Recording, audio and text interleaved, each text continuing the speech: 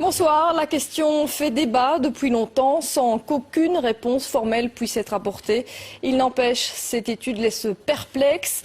Des chercheurs de l'ULB ont exposé des fourmis à des ondes GSM. Très vite, les animaux sont non seulement désorientés, mais ils perdent de 50% de leur capacité, un résultat qui donne à réfléchir. Jimmy Méo et Kinerkan. L'expérience peut être réalisée très rapidement.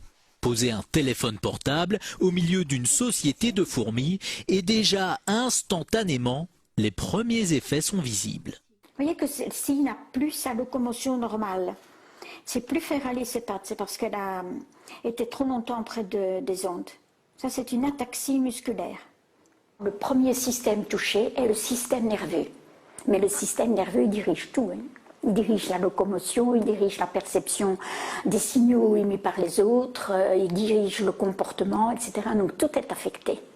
Les capacités d'apprentissage des fourmis exposées aux générateurs d'ondes sont affectées de 50% par rapport à la normale. Et même avec une période de récupération, elles ne retrouvent que 60% de leur capacité de mémorisation. J'ai éteint le générateur, elles ont récupéré un peu et ont pu apprendre, mais n'ont plus jamais réatteint leur niveau initial. Il en est de même pour 7 fourmis exposées aux ondes du GSM. Si on arrête tôt l'expérience, elle va récupérer. Si on continue, elle va mourir.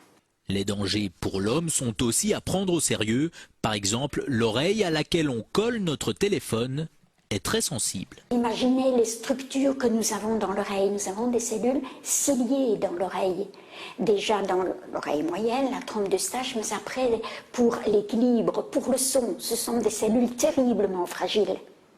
Les conseils, éloignez votre appareil, pas d'utilisation pendant trop longtemps. Et contre les insectes nuisibles, un petit générateur d'ondes pourrait ainsi faire office d'insecticide.